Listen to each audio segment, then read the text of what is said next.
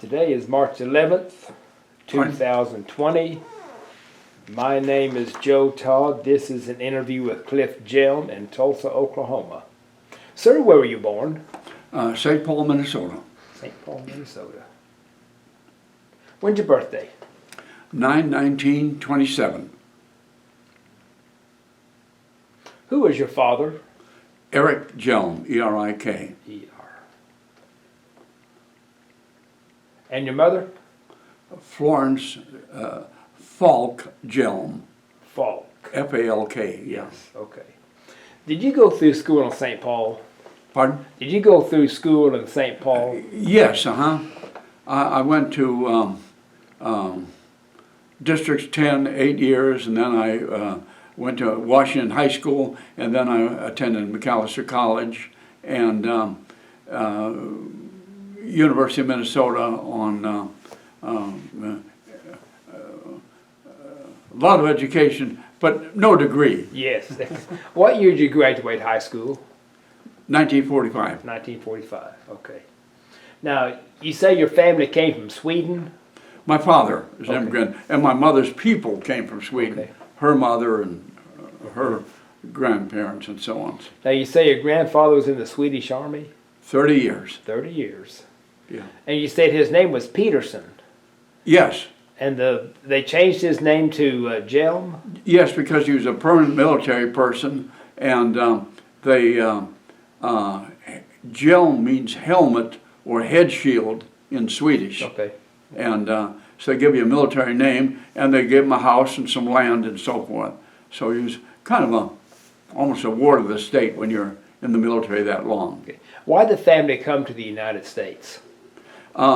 Actually, my dad and my father-in-law both came from the United States kind of for freedom. And they were kind of beneficiaries of the Swedish revivals back in the 1800s that did not come out of the state Lutheran Church, but came out of the laity. And as a result, my grandfather, or my father-in-law, and my father's very active in the Swedish Covenant Church, which was called Mission Friends then, and then now it's, they have a seminary in North Park College in Chicago, and this Life Church has merged with it. Okay. This Life Church, okay. and they lead in retirement centers. I mean, because they go so far back. In that. Yes. In your schooling, who is your favorite teacher? In school, Hmm? my fourth grade teacher. She was 18 years old. What was her name? Miss Sandine. Miss Sandine. Yeah. Why was she your favorite? Well, I just, she would tell interesting things.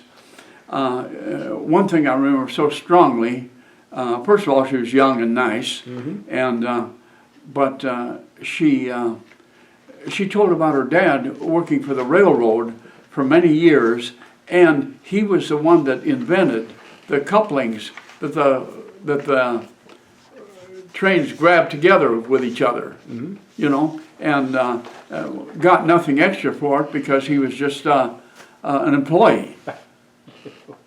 And that's one of the things I remember about Yes. her. But, Okay. but So you went to college after high school? yes, Okay. McAllister College, Yes, yes. which is high academically. It was the Hubert Humphrey School, and Mondale's father was chaplain there later on, and so on. Yes. And but I only went there the first year, you know, and then I took graduate courses from University of Minnesota and Northwestern Schools, which is a Billy Graham College up Okay. in Minneapolis. Now, during World War II, did you help with the scrap metal drives or rubber drives when you were in school? Pardon? During World War II, did you help with the scrap metal drives or rubber drives in school? During the war, World War II? I didn't hear with understanding. In World War II, did you help with the scrap metal drives? Like I remember at our house we had a victory garden, and we'd buy war bonds. Yes. Yes, Okay. Yeah, that was the extent of it. And then, of course, there was gas rationing. If you wanted to buy a new tube of toothpaste, you had to bring the old one in to that. And tires were out of the question. But when I was 16, I had a Model A Ford that I bought for $35. But tires were so scarce, I bought a 37 Willys for $60, and I could buy new motorcycle tires. So I put motorcycle tires on this 37 Willys, and those were new tires with treads up the side. Yeah. And then Willys stopped making cars in '40 because they started making Jeeps for the military. Yes, yes. Now, you said that you were called in to take a physical for the Yes. war? Yes. When was that? You mean for World War II? Yes, yes. Oh, that was in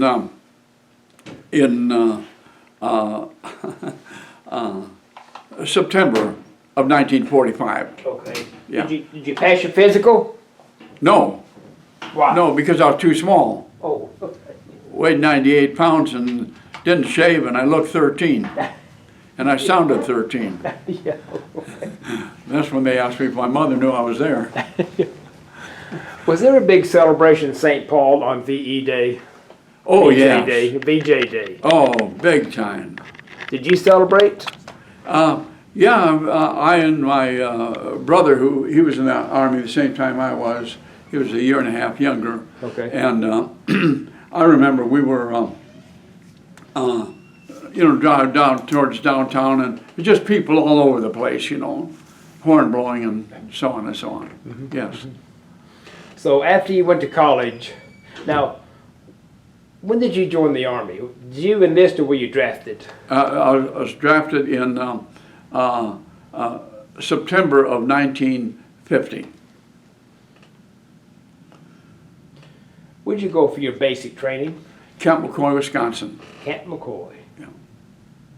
Tell me about basic. About basic? Well, since I've gotten out, I've met a lot of Marines, and our basic training basically was not much more than a high school sophomore gym class. So it was nothing compared to the Marines. What's your most vivid memory of basic? Pardon? What's your most vivid memory of basic? Going home on the weekends. And one time my dad had showed me how to cut hair, and so I would cut hair on a Friday night for inspection the next morning, and I'd cut up to 20 head, and they paid me 50 cents a piece, which was big time money back then. But I always I had a new 49 Hudson, and I would drive home on the weekend. Well, one time Saturday morning on the inspection, there was a sock that I'd left under my cot or something. So I was restricted to the barracks. Not to the barracks, restricted to the post. And the post was a couple hundred acres. So I found a guy that was going out, and I asked him if he'd drive me out, and I'd be in the trunk of my car. So I went in the trunk of my car while this sergeant drove me out to clear getting home. Well, then, of course, there was a problem in coming back, and so I met him again, and he put me in the trunk again. The problem was, part of the way on out, he left me in the trunk a little too long. But I remember one night driving home, because I kind of had sleep apnea. I've fallen asleep driving. Now I can fall asleep at the stop sign. But anyway, I was very tired. So I picked up a couple of hitchhikers, and I told them where I was going. Well, they were going to Madison, Wisconsin. So I asked him to drive, and I fell asleep in the back seat. And they decided that they would go where they wanted to go than where I wanted to go. So anyway, that worked out, because I woke up and I said, hey, we need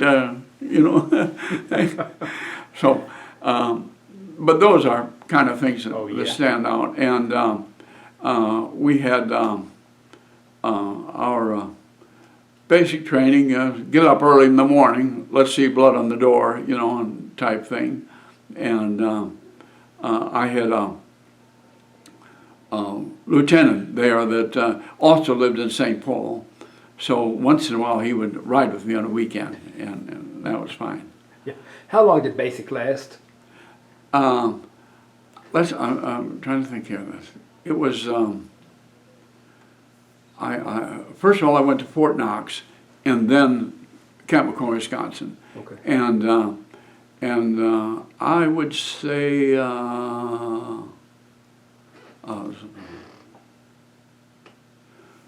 probably about 3 months. Okay. Yeah. So from Camp McCoy, where'd you go? Seattle, Washington. How did you travel to Seattle? Pardon? Train. Tell me about that trip to Seattle. We ran into snow. I mean, such snow, if you can imagine, that it stopped the train. Driving across, I don't know, Montana or wherever it was. And we were held up there a little bit. And then the camp in Seattle, camp. Was that Fort Lewis? Yes, yeah. And Where'd you sleep on the train? What? Where'd you sleep on that train? In the seat. In the seat. Yeah. How long did the trip take? Trip took, as I recall, about 15 hours, I think. Yeah. Okay. Mm-hmm. And it seems that way. Yeah. And then we took a ship. Lieutenant Baudoin ship. That was the name of the ship. Baudoin. Lieutenant Baudoin. Baudoin. Yeah. What? B-E-D? Yeah. O-I-N-E. And I'm just guessing that now. I had a picture of it somewhere. Yeah. But anyway, and then we stopped in Hawaii briefly, where I remember I got a haircut and a shampoo, and I thought, man, they ripped me off. It's $4.50. And then from there to Japan. What were you thinking getting on the ship leaving the United States? Pardon? What were you thinking getting on the ship leaving the United States? Well, by the way, because of my mom and dad and so forth, I've always been a serious Christian. Mm-hmm. I never went over Fool's Hill. I mean, plenty wrong with me. I don't mean that, but to use the vernacular, I was a born-again believer, you know. And anyway, I was just extremely optimistic that I'd get back. But I remember one fellow that I met there that on the way over there, he'd been in World War II. We had a lot of enlisted reserve officers, and he was so heartbroken on the way over there. He said because he had survived so much in World War II, and he had made all these promises to God, and then didn't keep one of them. When he got back to the States, he says, "I know I'm going to get killed." I mean, it was just a very robot, you know, and but that was his very strong premonition. Mm-hmm. And I didn't get to know him real well, but I did remember that real well. And then when we got over there, sure enough, he was killed in about 2 weeks. Yeah, and he was just kind of walking up a hill, and we called them gooks back then. Mm-hmm. A gook jumped out of a hole and blew him apart. And so that was tragic. And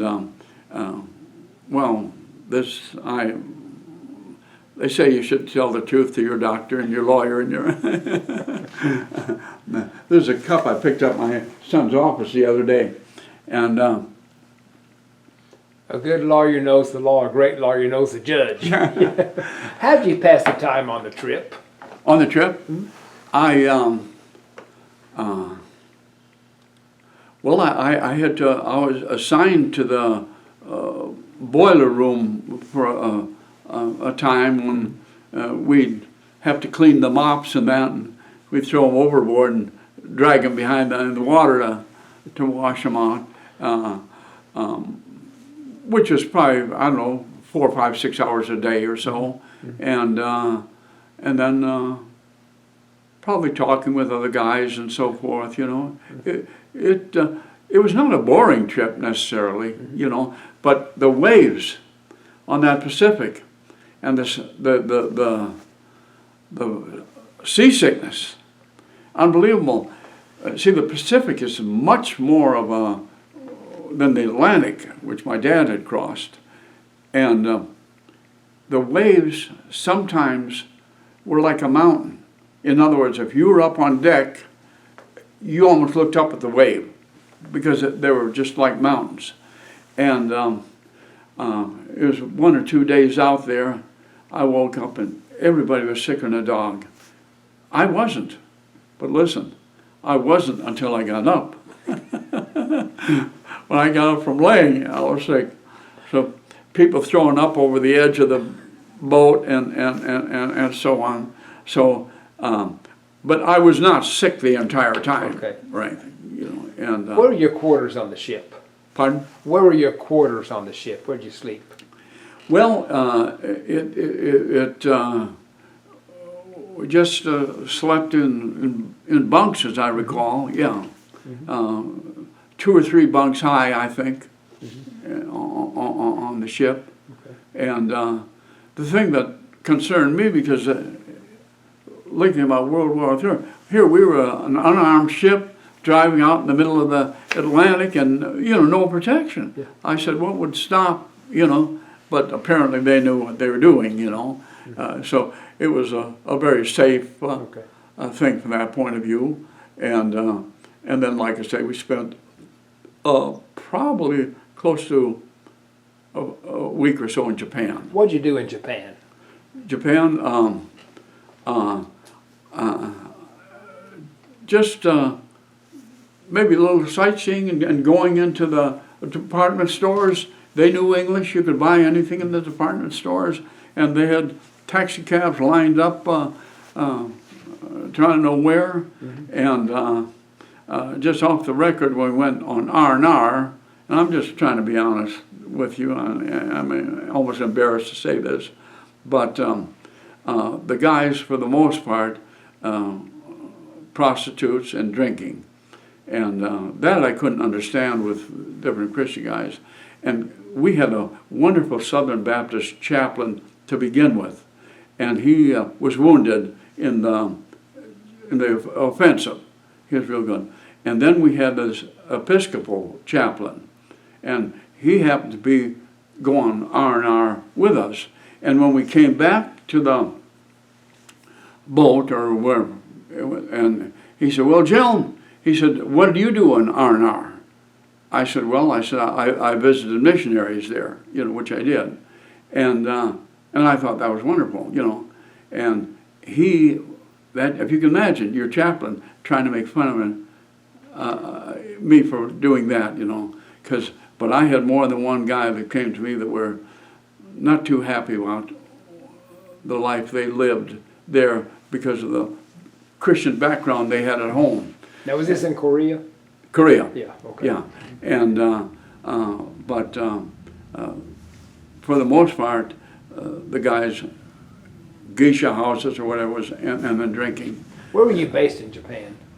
Based in Japan, it was I think right in Tokyo. Okay. Yeah, right in the Tokyo area, and sorry I don't have all that accuracy, Yeah, but that's fine. Yeah. So, from Japan you went to Korea? Yes, Where'd you land in Korea? Busan. Busan. Yeah, and interestingly enough, it was on April 11th. And the word came out that MacArthur had just been fired on April 11th. And emotionally, because see, when we were drafted, we were said this is just a rotation deal. In other words, frontline time, you rotate in 6 months. Long time, 10, 12 months. Because anyway, I had, and so I thought, I didn't know, I still don't know whether it was the right thing for Truman to do. I think it was, But emotionally at the time, I was glad to hear it. I thought, "Ah, I can go home in 6 months," and rather than get involved in World War III. And anyway, real quickly after getting off the boat, I was assigned to this George Company. And what unit were you assigned to? what? What unit were you assigned to? It was 3rd Division, 7th Regiment, 2nd Battalion, and George Company. And if you can imagine, that was on the 11th, and I was going to be a radio operator. On the night of the 22nd, that's when we were on the Kansas line. Now, was this still at Pusan? Yeah, well, no, it was Kansas line. I think was almost up in North Korea. Okay. Now, how did you get from Pusan up to? As I recall, it was trucks. Trucks. Trucks, yeah. Okay. And anyway. Now, had the Chinese already come across? Yes, but I was in the command post. Okay. And because we did a lot of perimeter stuff over there. And anyway, but we really weren't warned what was going to happen. We weren't expecting it, really. But I do remember that I didn't take my boots off or anything when I went to bed. And I hadn't had time to mail back my electric razor, my Bible, or my class ring. I take my class ring off. And I was going to mail that back to the States, all 3 of those, and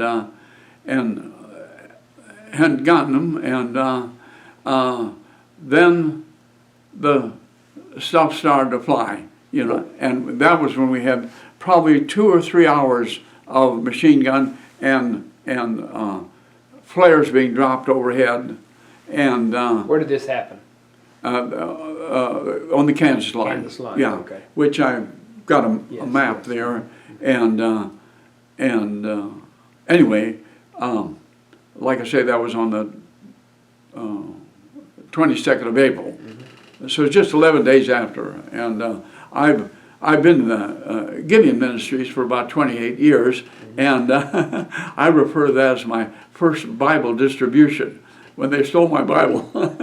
So some Chinese has my class ring, my electric razor, my Bible.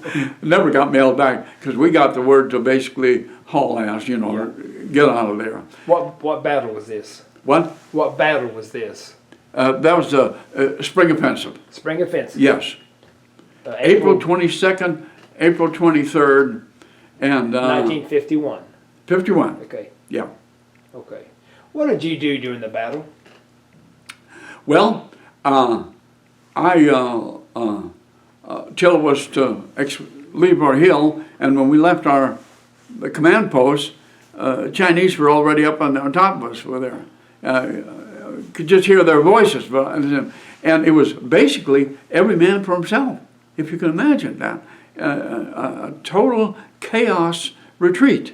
And so I got down below the hill, and Captain Best, who been trying to find for the Medal of Honor, he saw me at the bottom of the hill. He says, corporal or whatever I was then, private probably, he said, did little Andy get off the hill? I said, I don't know, you know. And I thought, if he was going to send me back up on that hill, I would tell him, well, that's suicide, and I would have risked probably court-martial. He didn't ask me. He went back up that hill himself, found little Andy, who's had a brother in our company too, that was older, and found him, shot 5 times. I mean, he had been hit 5 times with a burp gun, you know, whatever, and would have died on that hill. Captain Best, our exec officer, got him down off the hill and without further injury, and he was restored to health. Now that's the Medal of Honor stuff. Yes. Yeah. He didn't have to, and this didn't come to my mind till a long time later, but his older brother in the same company was always worried about his little brother. His little Andy? Yeah, his brother was about 23, and little Andy was 19. Mm-hmm. And in fact, I remember, even though it was 10 days, he had done something that was kind of considered foolish because of consideration for his brother. This thought had come to me years later, that Bess probably told him, hey, I'm going to watch out for your little brother. And that could have been part of the motivation. Yes. Okay, well then we're down there, like I say, total chaos, with one tank in our company. And I don't have a picture of it, but everybody that could loaded on that tank. It was just like this. And I was going to pull myself up on that tank, and there was a guy that was wounded right near there, you know. And by the way, it was a heroic act, but it didn't make me a hero, and I'll tell you why. I boosted him up, but I thought I could get up myself. Well, I had lost my adrenaline. The tank took off. I was standing there. And remember, this is just from never being away from home or anything, you know. It was 11 days after I landed there. And I, you know, just didn't know what to do there. And we had either one or two Jeeps. And there was one Jeep that was still in the area there that I saw. And the Jeep driver was behind the wheel, but he'd already been shot, and but not mortally wounded. He was hit, I think, in the arm and through the windshield and so forth. And I was able to get into that Jeep. And then the orders had been, we just field of fire, just shoot, you know, with the M1 rifle that we had there. And which we did, and we wound up getting stuck in the mud for a little bit and got out. And then the next day, like I say, we were 42 miles retreated. And they broke through all over. The Marines only retreated about 30 miles. And the next day we had about 35 of our men out of the 165 that showed up. Most of them, a day or two later, showed up. Mm-hmm. So we didn't have a lot of casualties. There were some, I don't know how many. But Sergeant Zenko came to me the next day, and Z-E-N-C-O, he said, Corporal Hjelm or Private Hjelm, he says, you have no idea how lucky you are. He said, I was 12 feet from you. I thought you were a gook. He said, and I had my M1 and I was just ready to pull the trigger and blow you apart.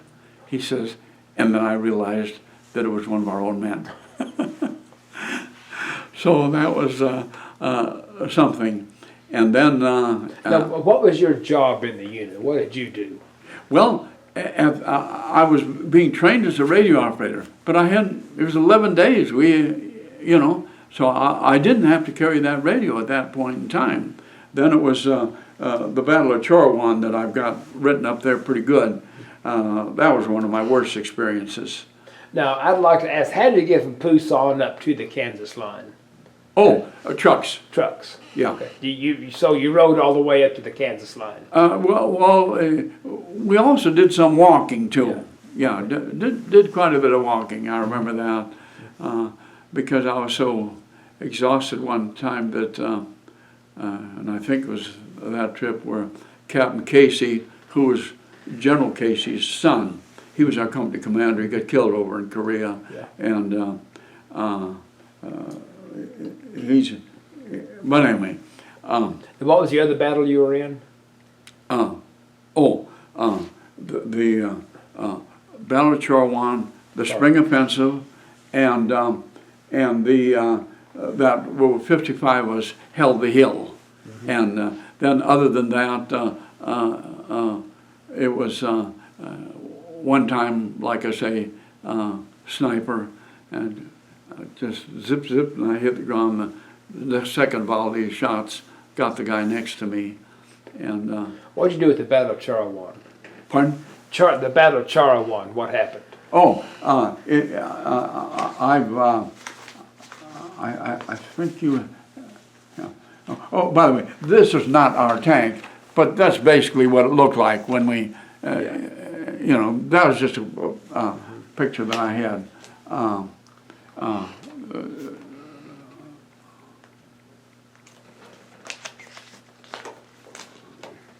But I've got,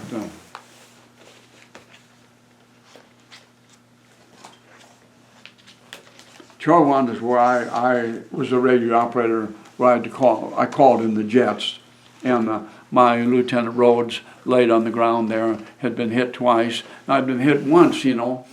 If I'd been hit once, medic, you know, been hit once and kept going until he got hit again, is on the ground. Now, were you hit? What? Had you been hit? No, Okay. Lieutenant Rhodes. Okay. He was a squad leader. Okay. The Lieutenant Rhodes, and he's from California, and he said, "I'm going to have a medic."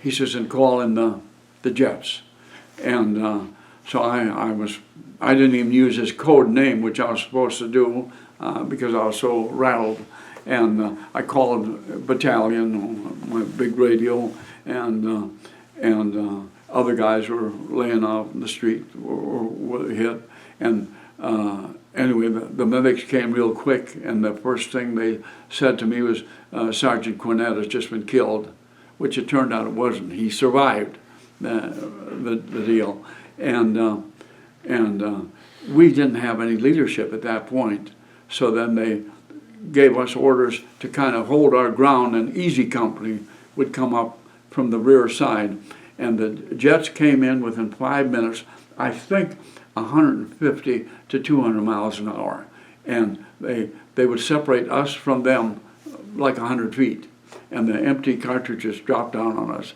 I could have stuck them in my pocket, which I wish I would have done, and then on the hill where they were shooting down at us, because we just hid behind the rice paddy banks, and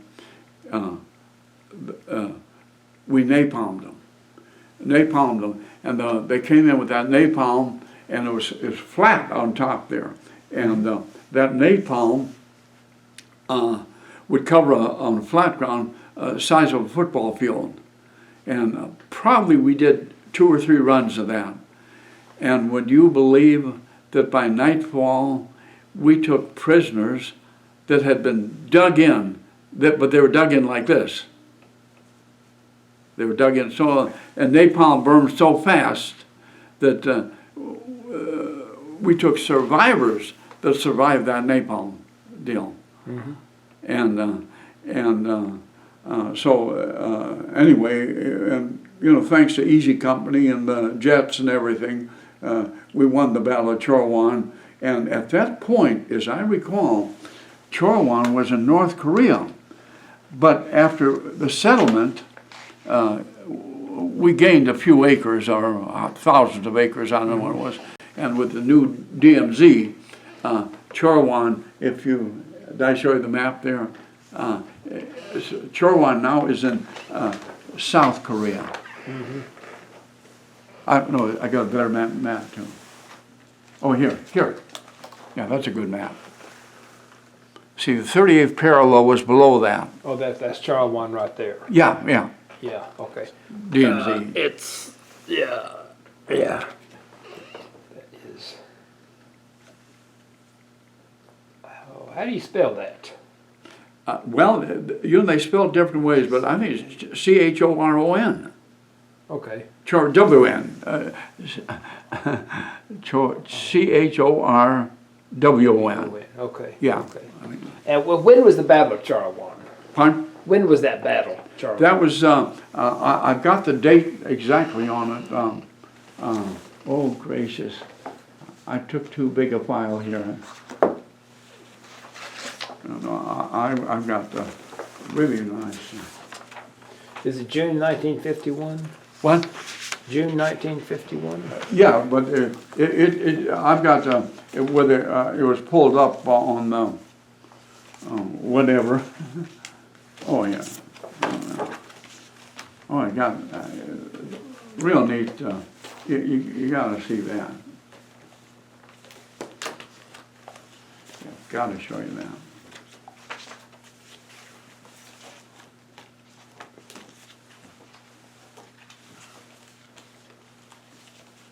A 32-pound radio on your back. What? You carried a 32-pound radio on your back. Yeah, that was on, and I've got a picture not of me, but of that. Gracious. My most important picture. Oh, that's it, yeah. Now, that's not me, but that's, and that gives the exact date of when they were hit and so on. Okay, let me see. June, was it, yeah, no, May, no, yeah. It was June the 10th. June 10th, June the 10th, 51. 51. June the 10th, 51.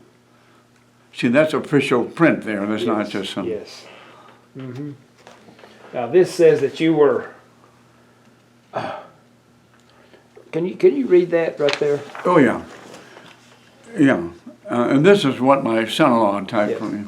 Huge Chinese offensive on the Kansas line, April 22nd, 23rd, 1951. Within 3 to 4 hours, we were totally overrun. Our air-cooled machine guns gave out from overheating, and there was total chaos. We were ordered to retreat, which we did for 43 miles. We were only able to account for 35 of our 165 men. Most showed up days later.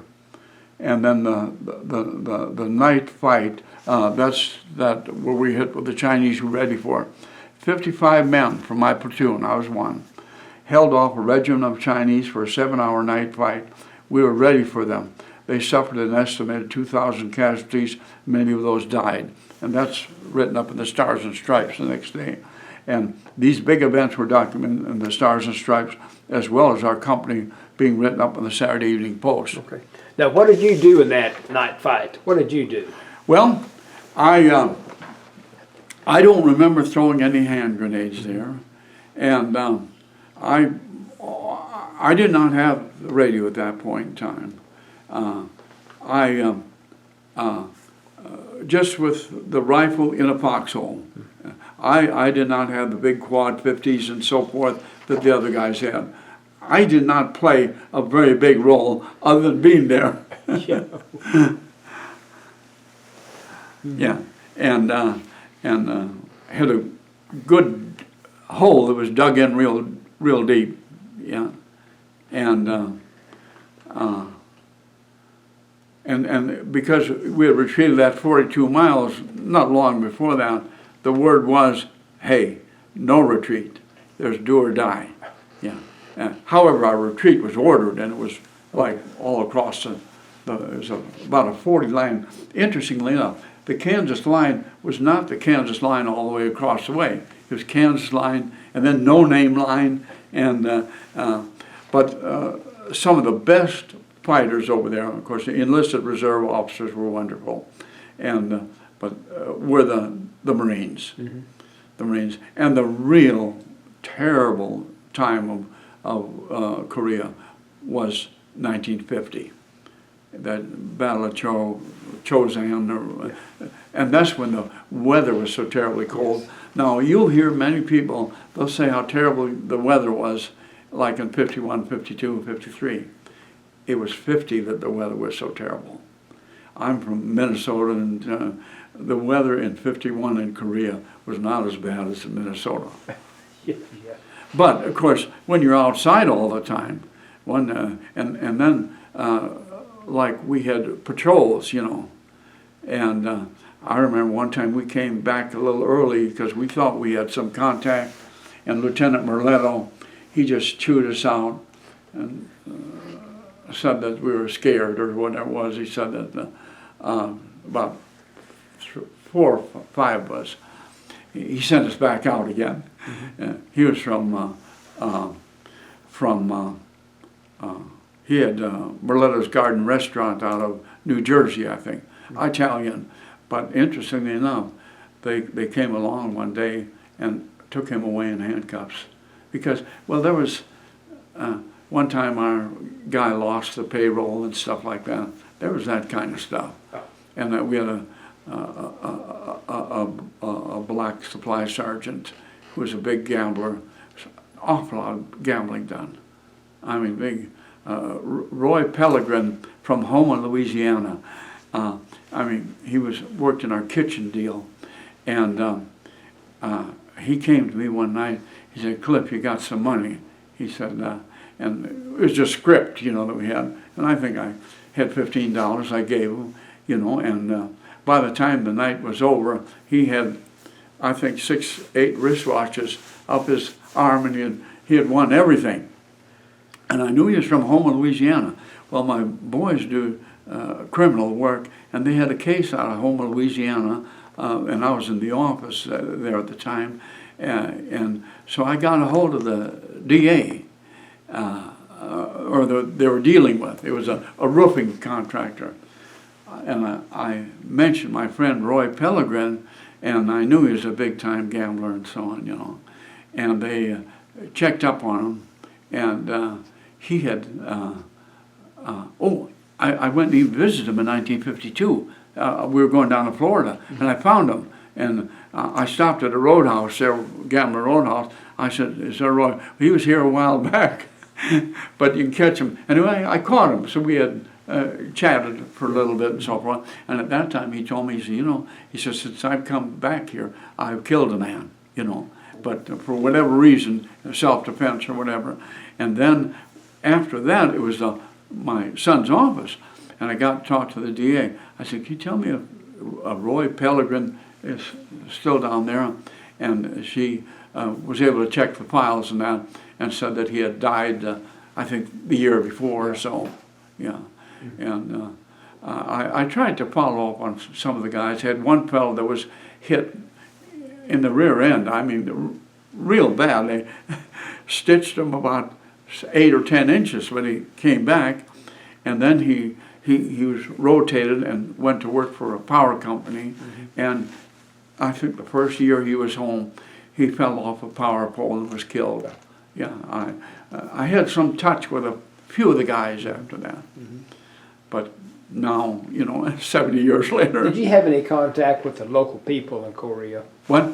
Have any contact with the local people in Korea? The local people? I had,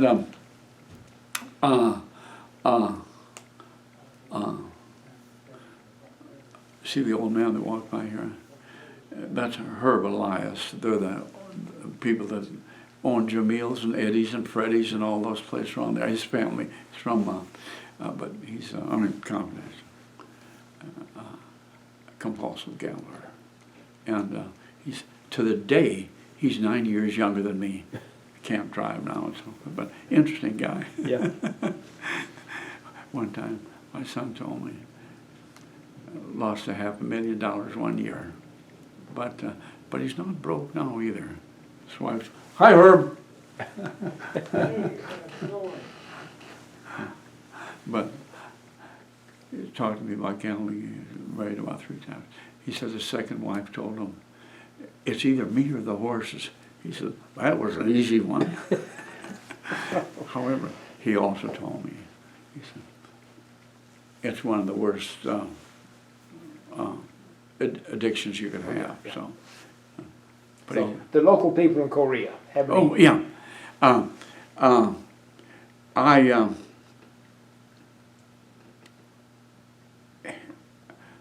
my only contact with, we had a couple of guys that worked in the forward aid kitchen and so forth, forward kitchen, and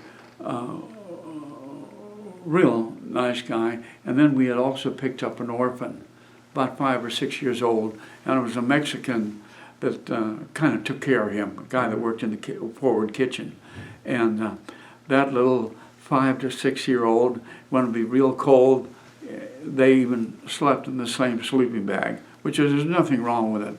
And that little, we call him Scotia, he was just such a happy little kid, and it was partly because Mexican just took like an orphan kid.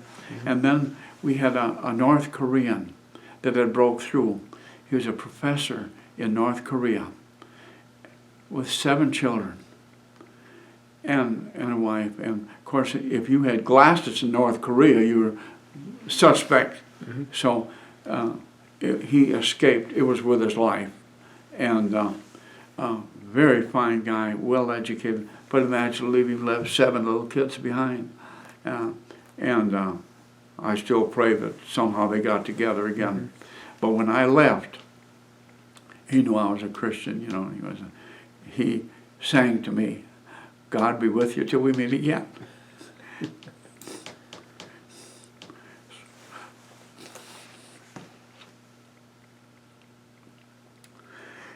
And the other guy,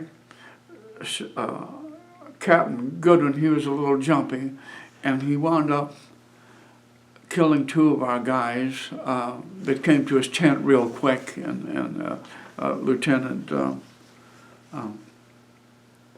slips me or not, but that was tragic too. And one guy was a black truck driver, and I wrote to his parents after that.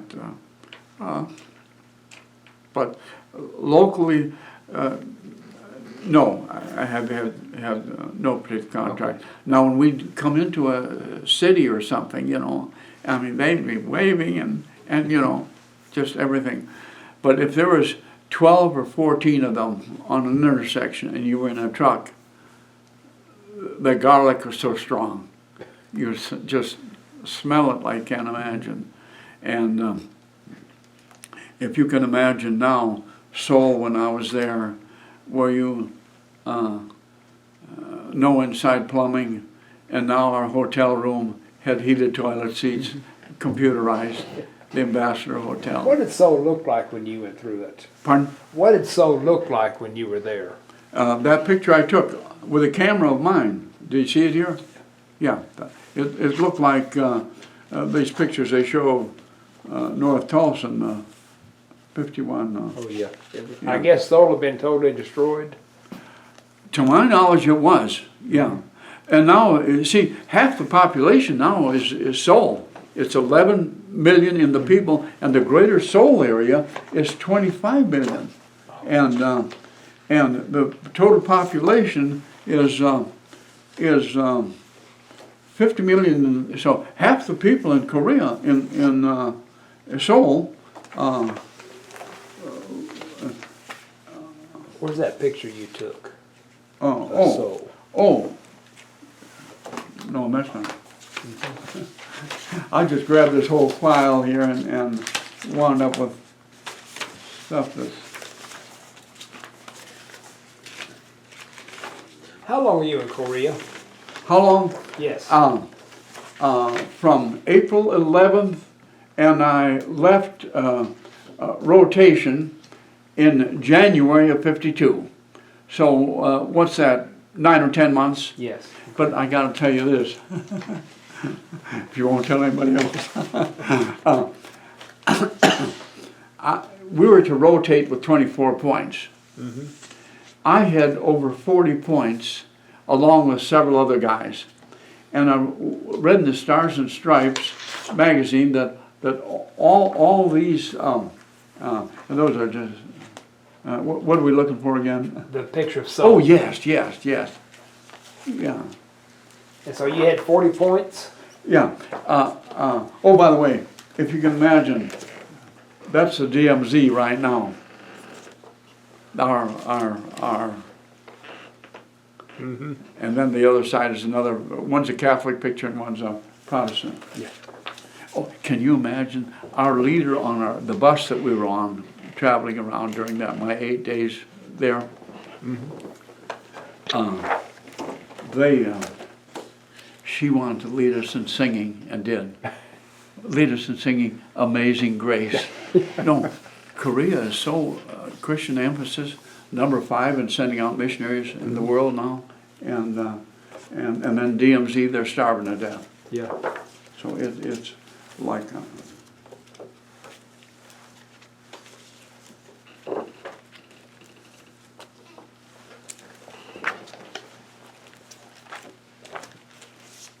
Yeah, there it is. Oh, right yeah. there. Yes. Yeah, that was taken with my camera. Yeah. Mm-hmm. So, you left in January January of '52. 52. Yeah. Oh, I got to tell you this. I mean, I probably shouldn't. But anyway, we were to rotate with 24 points. Mm-hmm. Well, which would be 6 months ordinarily. Well, we had over 40 points, several of us guys. Yeah. And I read in the Stars and Stripes that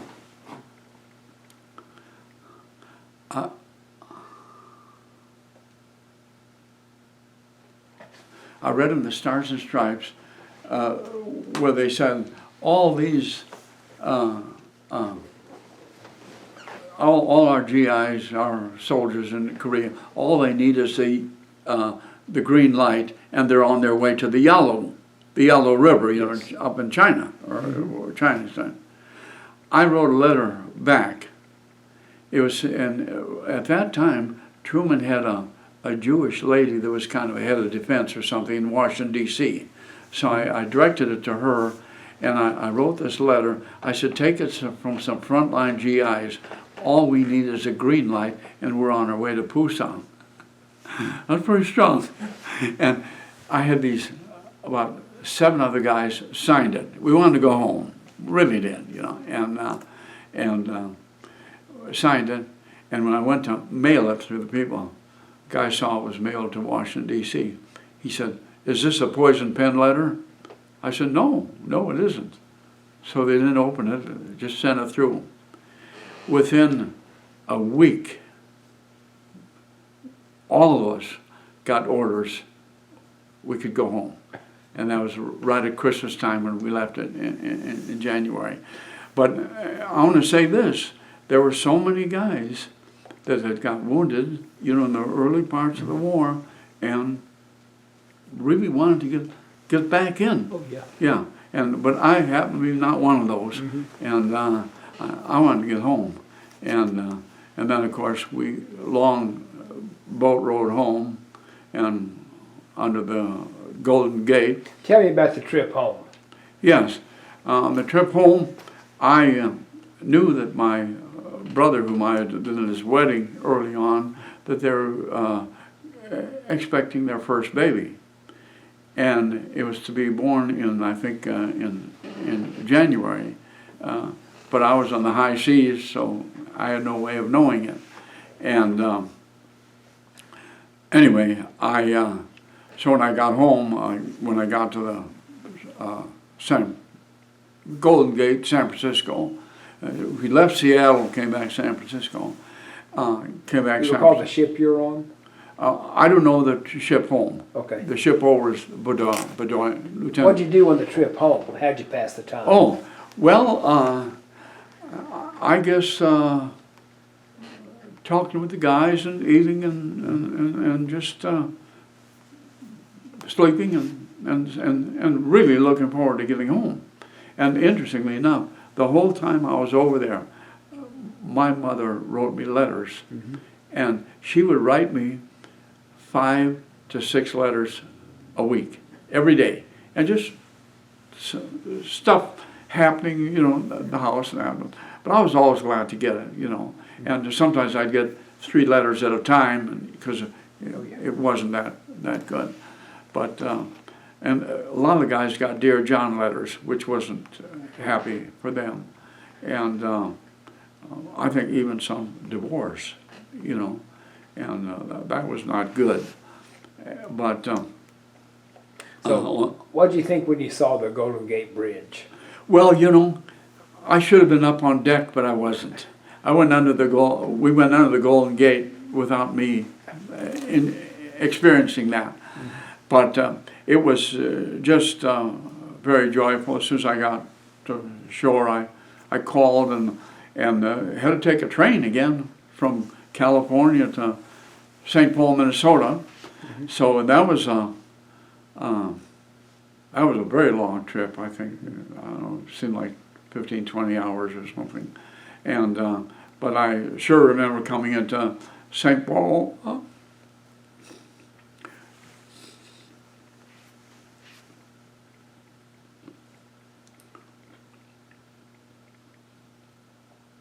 That's my old age.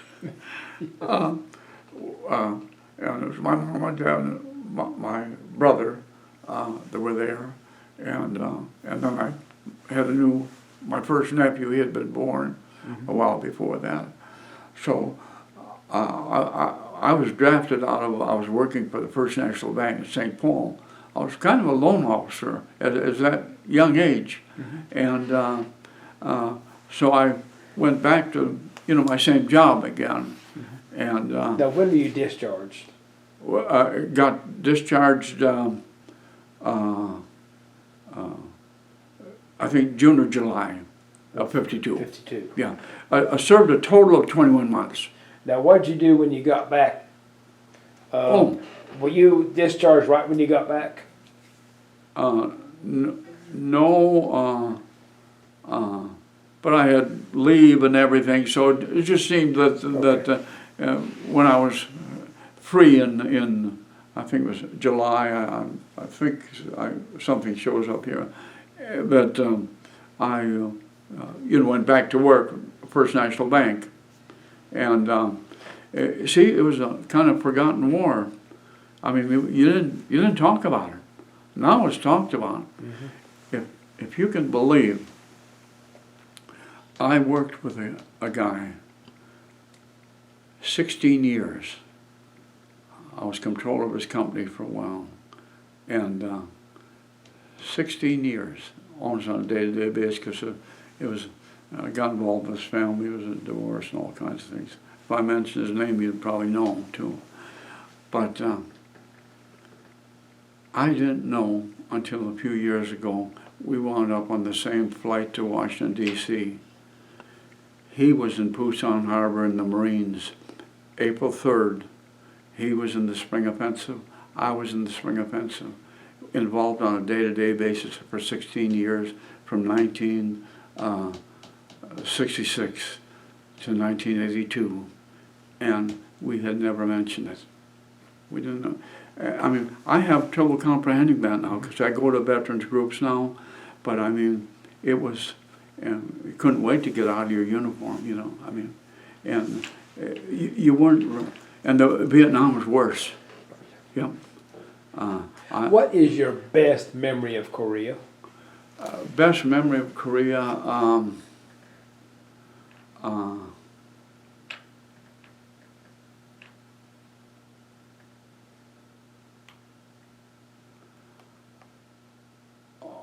I guess part of it was kind of the beautiful sunsets and that. And I remember one time we were trying to, shells were coming in to blow up a bridge, and the shells would hit the water, and water all over the place. And then in a matter of seconds, that water is just flowing perfect again, like nothing had happened. I mean, those things kind of impressed me. And that Battle of Chorwan, this is a very interesting, if you're a shrink, which was so disruptive to me. But I was there after we were to hold our position in the rice paddy, and right below my face was a little pollywog swimming, in the water at the place there. I don't know whether it was 20 or 30 seconds or a minute or so, but I totally got zeroed in on that with just such a total peace, and with all that on this going on, and that still stands out in my memory, and had and very seldom do we have sea rations. We had a forward kitchen there. Now, one of the things is there was a lot of frostbite over there, and in the forward aid station, where the frostbite would be taken, if the guy would not quit smoking, could not, there wasn't much they could do. they did everything to save his toes if he would quit smoking. And because smoking so hindered the circulation in the extremities, toes and fingers. So there's a lot of frozen feet there. But as far as, and I was not miserable over there. You know, anytime I'm with fellowship and remember, here we're talking about 10 months, and that night battle was 6 or 7 hours. The other one was the spring offensive, 24 hours, and Charwan, 6-8 hours. So you know, and now I had one night I was on the power line. You know, they run a wire, and you're close to half a mile. I mean, it's a long ways. And would you believe, I fell asleep. Punishable by death, or as the court martial may come in. And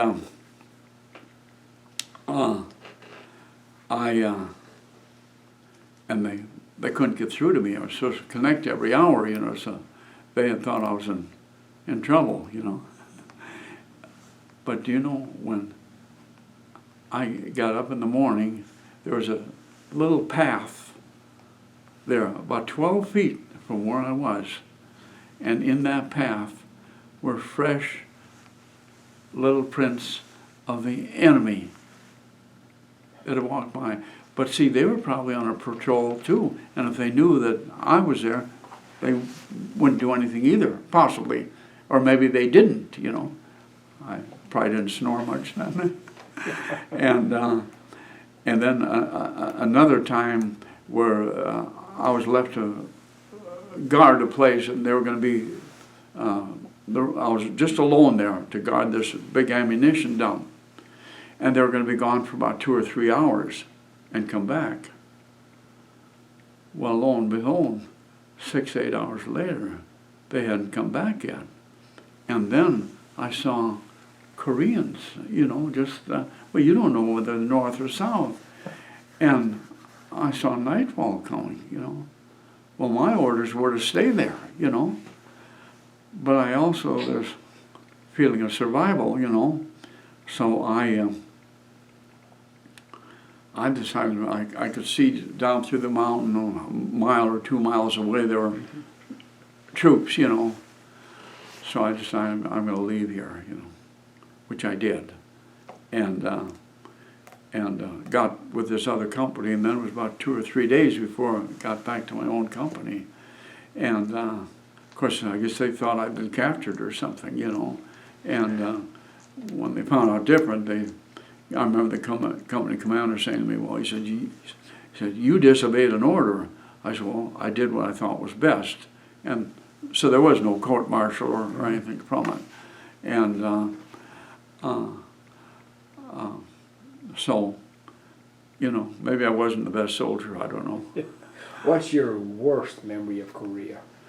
Worst memory, Battle of Charwan, when Lieutenant was hit twice.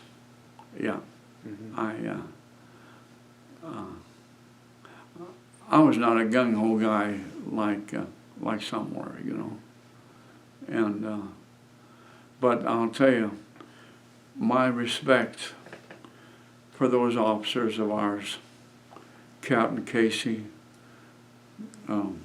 Lieutenant Merletto, all of them, hey, tremendous leaders. Because I thought for a time that, you know, would I extend if I could get to be an officer, you know. After going through them, I thought, I could be no leader like those guys were. And that's one reason I got to be the greatest generation, too. And one thing, to get into officers training school, you had to have an IQ of 120. And so they were smart as well. And then they qualified every other which way. But it wasn't for World War II, and now that's why it was listed the greatest generation. And by the way, do you know why they quit doing IQ tests? Because the blacks did so poorly in it, and now they call it a racist thing. Yeah. Did you go on patrol in Korea? Patrol? Yes. Oh, yes. What did you do on go on patrol? On patrol, basically just walk and watch.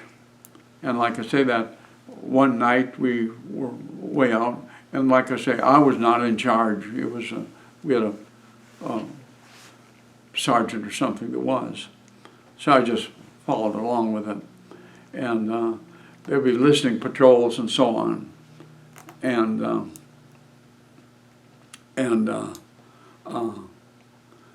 then, of course, guard at night. Always guard in the perimeter, you know. I was had guard duty some time.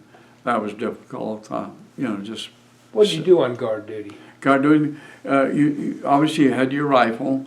You just covered a certain area, you know, you walked, and for like 2 hours, then you'd be relieved for 2 hours, and then you'd go back for another 2 hours.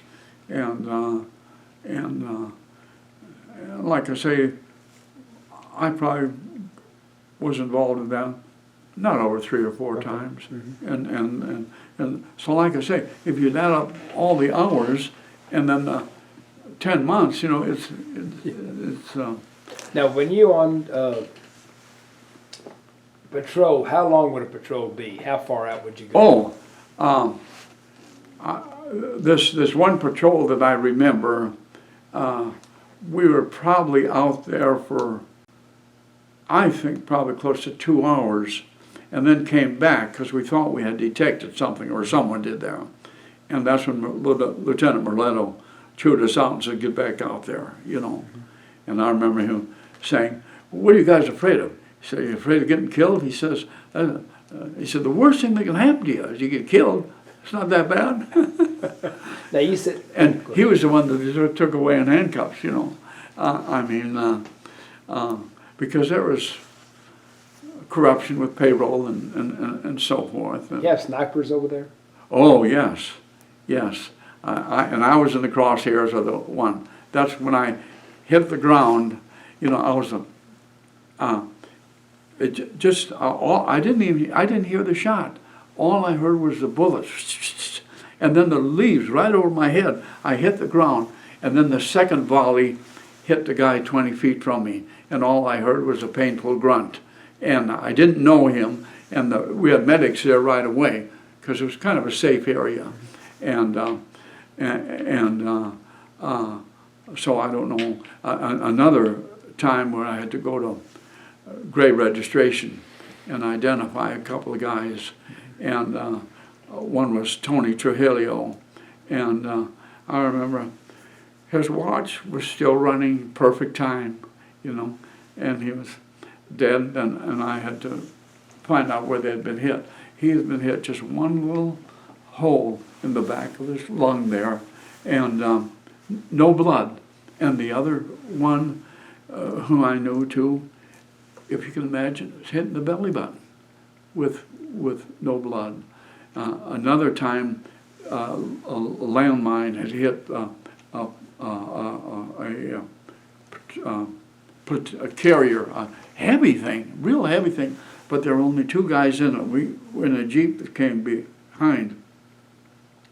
Those road mines, some were set for big trucks, some were set for your own feet, some were set for Jeeps, you know, and there was an awful lot of them. And anyway, the Jeep driver was a medic, and I was with him for whatever reason, and the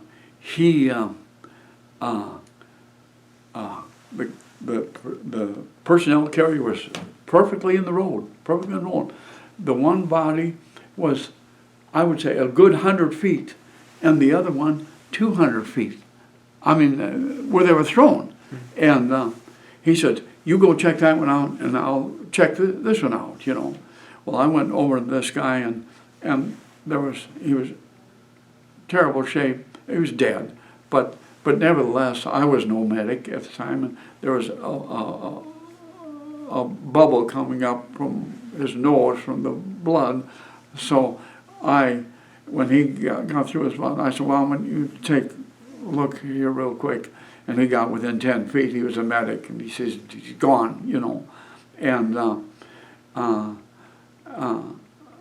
and one time, I think it was one time I was on the sound wire or whatever it was, I got mixed up in my direction or something, and I walked through one of our areas where we had landmines. Can you imagine? Am I glad I didn't know it? They said, you walked through our landmine, you know. And we were great on having code names and so on, you know, as I recall. What was your code name? I don't remember. Okay. I see, we're talking almost 70 years ago. And then now, I mean, I still can write, I could publish in the paper and so forth on different things, political. and anyway, but I nevertheless have a very short-term memory kind of. I can be talking and forget my line I throw out, or forget a word, but I can sit down on my computer and I can decide I'm going to write a couple of letters or a couple of paragraphs, and I can write a whole page. But sitting down with a yellow pad, can't do it. But in front of the computer where I see the words there, man, I can write. Now, the sniper in the landmine area, where did this happen? Where did the sniper? Well, we were just kind of in a reserve area. Was it down around Tucson or up by the Kansas line or where? That was well after the Kansas line. Yeah, Okay. It was probably in maybe August. August of Yeah. 51. Yeah, and my friend Joe Galinsky, as I mentioned, he was. I called him in 2006. By the way, I found his phone. He was an auditor in New York, but he was an agnostic atheist Jew, and he wanted you to know that real quick. Well, that's okay, but he was always apologetic to me for going back for the Jewish services, you know, or the Jewish things. And, hey, I was willing to be a Jew for a day, you know, and I felt nothing, but he'd be apologetic on that.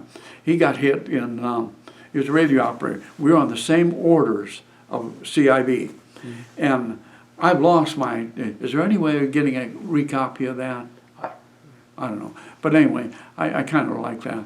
But anyway, he made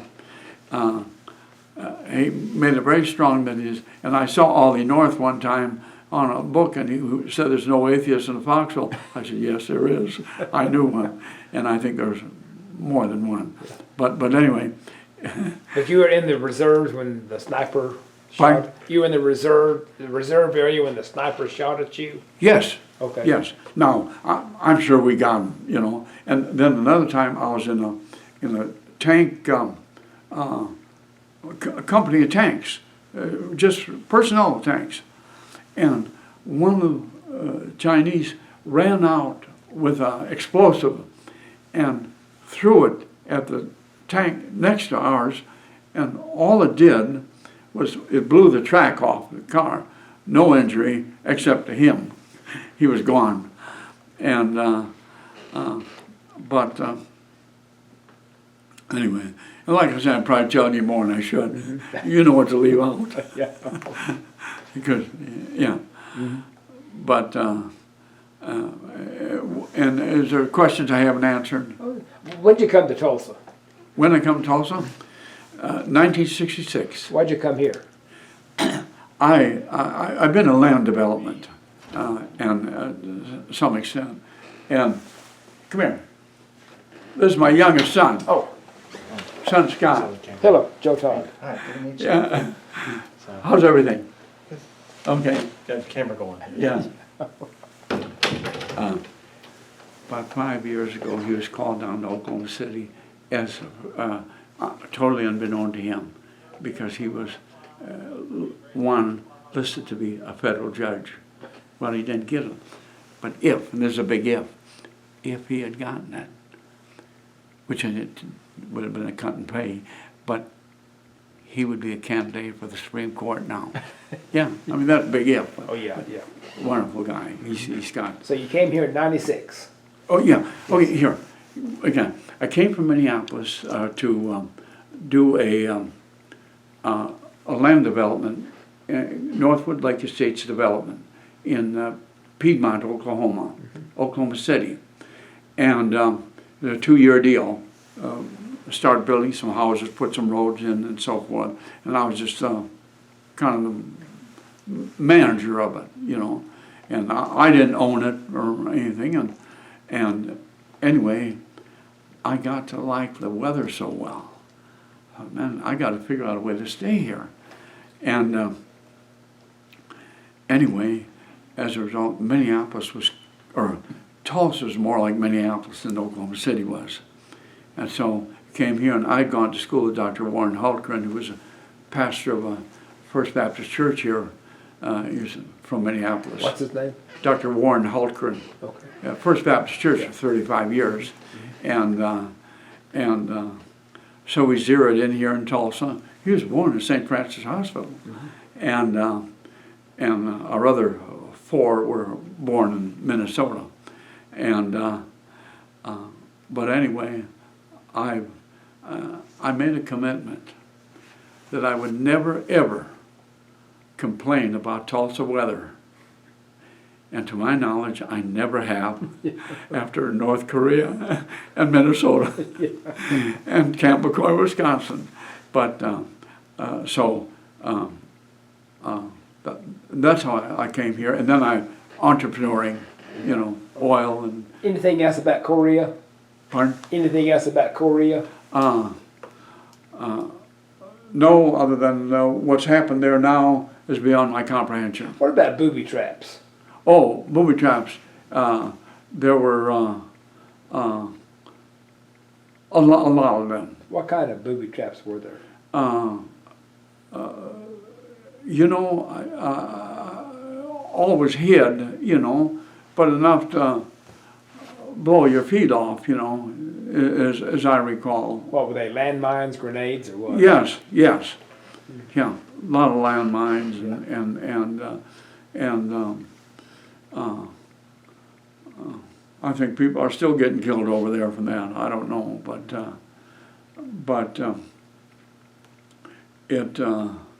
the recovery is you know, I say our mayor should be hiring their street people, how they can have that kind of traffic and have not patched streets or potholes or anything, you know, just perfect. And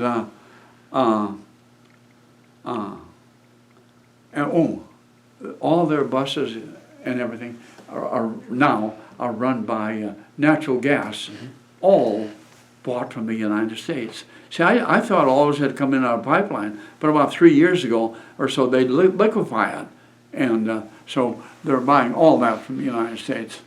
And if you can imagine now, into South Korea, 45 billionaires. Would you join the Army again? Remember, I was drafted in the first place. I have no ill will towards the Army at all. And I have tremendous respect for our officers.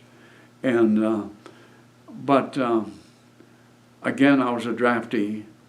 And I do think that the Marines and the all-volunteer Army is better than the draftees, in my thinking.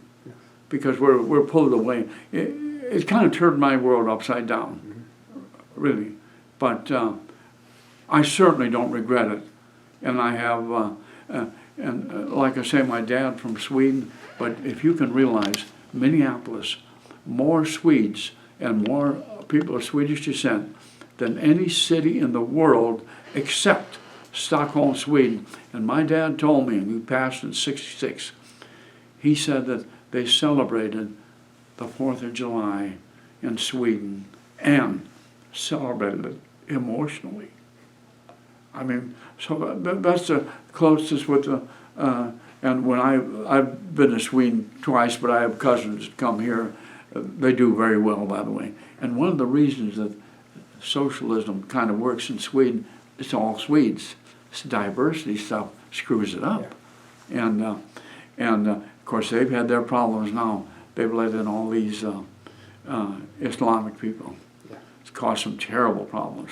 I'd like to do a word association. I'll give you some words and you give me your reaction. Okay. The first one is basic training. Easy.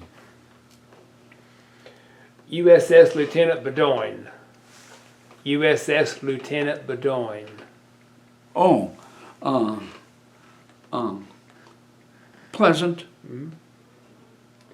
Korea. Fear. Fear and faith. Kansas Line. Chaos. Charawan. Overwhelming. Sniper.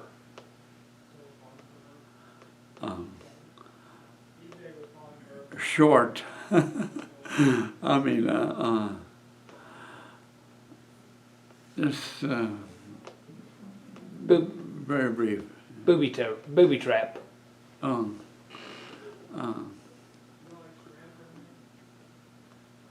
Constant, kind of.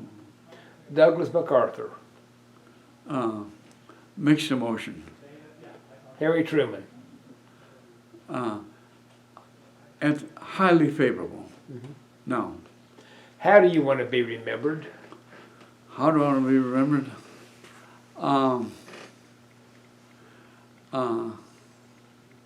Well, I want to be remembered as a nice guy, but I'm more interested in my kids' relationship with the Lord Jesus. Mm-hmm. And they are. I've got a grandson who's 20-year-old. He's Governor Stitt's intern, and he was scheduled to fly to I forget what one of our on this last weekend, and because of the sicknesses out there, there's a real threat that the flight would be canceled after he was there. You know, so Sunday, yesterday, well, a couple 3 days ago, they wound up canceling the flight, but he went to the International Prayer Breakfast and got tickets through Inhoff's office, whereby he could go to the impeachment hearings. Yeah. So he went to the impeachment hearings. He's only 20 years old, and he's on the Dean's honor roll, and a very, very neat kid. Where's he going to school? Pardon? Where's he going to school? Where'd he go? Where? OSU. OSU. Okay. Yeah, I've had 4 there this year, and my kids. I've had 14 family members there because they married kids from there. He married a girl from OSU, and my son-in-law married my daughter from OSU, and so OSU's kind of favorite. Well, sir, this is an excellent interview. Is it really? I want to thank you for your service and thank you for the Well, I want to interview. thank you. I want to thank you because I really wanted something like this to air. Okay. And, well, again, this is March 11th, 2020. My name is Joe Todd. This has been an interview with Cliff Hjelm in Tulsa, Oklahoma. Thank you.